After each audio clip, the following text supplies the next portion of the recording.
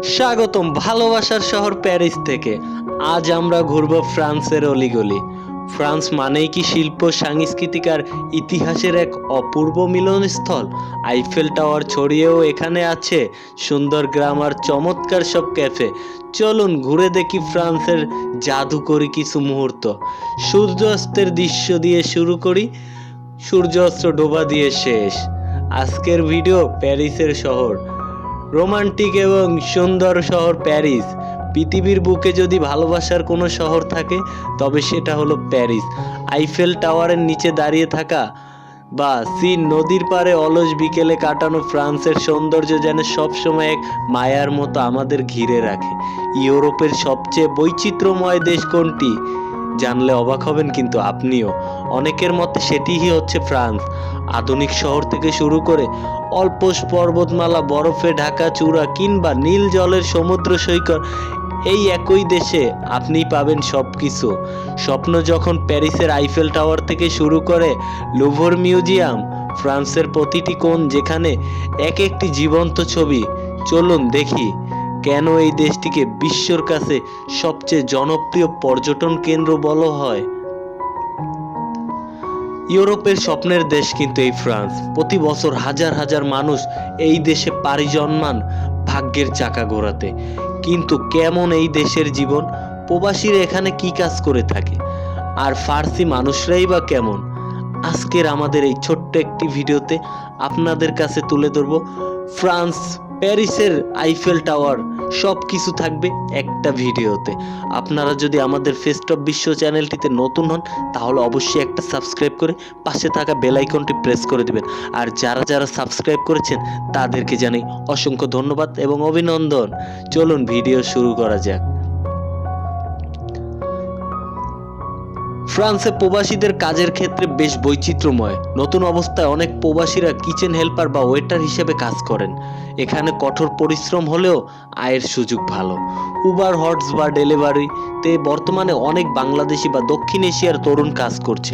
প্যারিসের বাইরের গ্রাম অঞ্চলে প্রচুর প্রবাসী আঙুর ফল বা বাগানের কাজ করেন।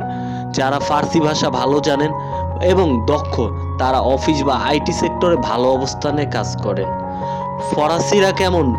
তারা তাদের ভাষা বা সাংস্কৃতিক নিয়ে খুব গর্বিত। ফ্রান্সে ম্যানজোর শুভ সকাল, ম্যারেন্সি ধন্যবাদ বলাটা অভ্যাসের একটি অংশ। আপনি যদি তাদের নম্রভাবে কথা বলেন তাদের সাথে, তারা আপনার সাথে খুবই আন্তরিক ব্যবহার করবে।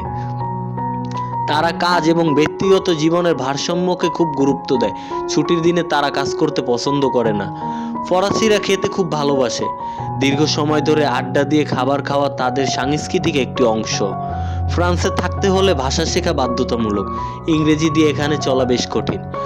এছাড়া প্যারিসের মতো শহরে আবাসন খরচও কিন্তু খুব বেশি। ছোট ছোট স্টুডিও বা অ্যাপার্টমেন্ট থেকে অনেক কষ্ট করে প্রবাসীরা তাদের জীবন শুরু করেন। কষ্ট থাকলেও ফ্রান্সে আছে উন্নত জীবনযাত্রার নিশ্চয়তা, সামাজিক নিরাপত্তা, সঠিক নিয়ম মেনে এবং ভাষা শিখে আসতে পারলে এখানের জীবন সুন্দর করা সম্ভব। ফ্রান্স শুধু আইফেল টাওয়ারের দেশ নয়, এটি হাজারো প্রবাসীর স্বপ্নের দেশ।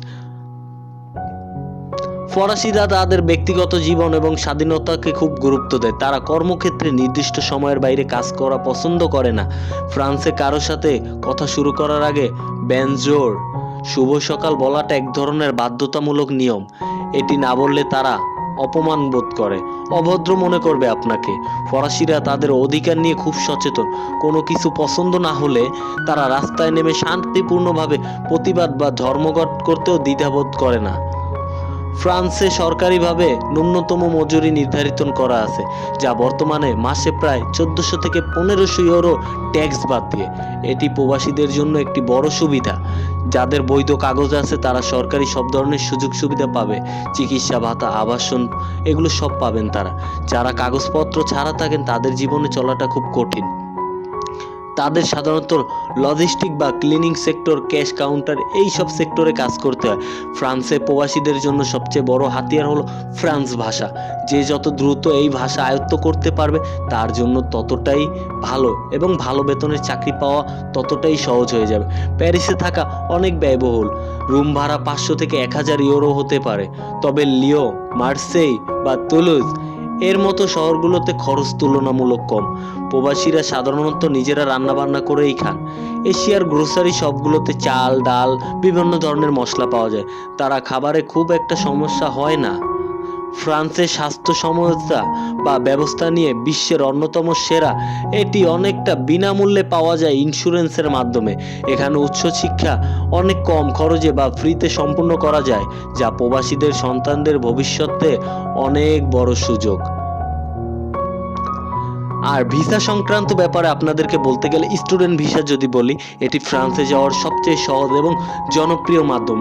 উচ্চ মাধ্যমিক বা স্নাতক শেষ করে এখানে আসা সম্ভব। পড়াশোনার পাশাপাশি আপনি পাবেন পার্ট টাইম কাজ করার সুযোগ এই দেশটি দিয়ে থাকে। ফ্রান্সে কোনো কোম্পানি যদি আপনাকে কাজ দিতে রাজি হয়, তবে তারা আপনার জন্য ভিসার আবেদন করবে। তবে এটি দক্ষ বা পেশাজীবীদের জন্য, যেমন আইটি বা ইঞ্জিনিয়ারদের জন্য বেশিটা সহজ। ফ্যামিলির ইউনিটির যদি যেতে চান, যদি আপনারা পরিবারের নিকটতম কোনো আত্মীয় ফ্রান্সে থেকে থাকে, স্বামী বা স্ত্রী ফ্রান্সে বৈধভাবে থাকে, তবে আপনি তাদের মাধ্যমে ফ্রান্স আসতে পারবেন। কৃষিকাজের জন্য নির্দিষ্ট সময়ের জন্য কিছু কর্মী নেওয়া হয়, যা মূলত এজেন্সির মাধ্যমে হয়ে থাকে, যেটাকে বলা হয় সিজনাল বা ওয়ার্ক ভিসা। একটি সাধারণ চেকলিস্ট দিয়ে দেওয়া হলো, বা আপনার বৈধতম পাসপোর্ট কমপক্ষে 6 মাসের মেয়াদ থাকলে, যেখানে ফ্রান্সের দূতাবাস থেকে একটি আবেদন ফর্ম নিয়ে আপনাকে আবেদন করতে হবে।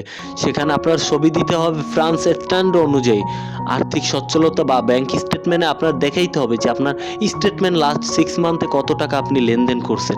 ফ্রান্সে থাকার জায়গার প্রমাণ দিতে হবে, যেমন আপনি অমুক হোটেলে বুকিং করছেন, সেই হোটেলের আমন্ত্রণপত্র আপনার কাছে থাকতে হবে। এবং হেলথ ইন্স্যুরেন্স থাকা মানে আপনার শরীরের কন্ডিশন ওকে আছে।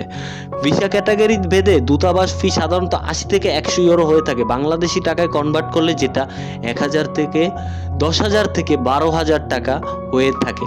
আপনি যদি স্টুডেন্ট ভিসায় যান, তবে ফাইল প্রসেসিং বা টিউশন ফি মিলে 5 থেকে 10 লক্ষ টাকা খরচ হতে পারে।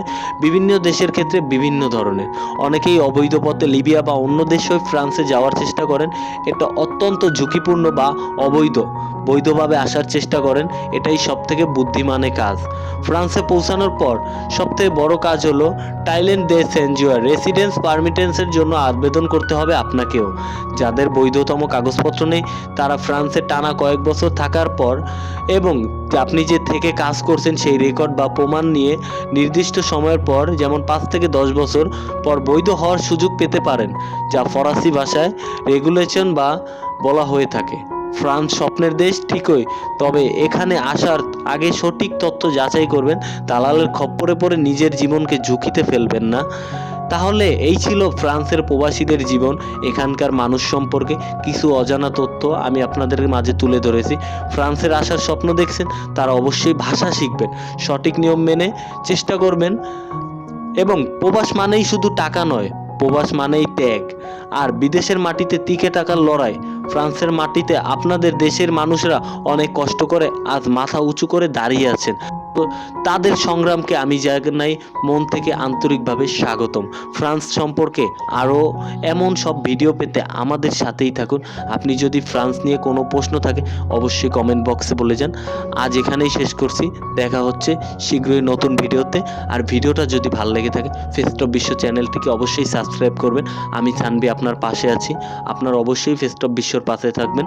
সাবস্ক্রাইব করে পাশে থাকা বেল আইকনটি প্রেস করে দিবেন। ভালো লাগলে একটা লাইক করবেন। ধন্যবাদ, ভালো থাকবেন, আমার জন্য দোয়া করবেন।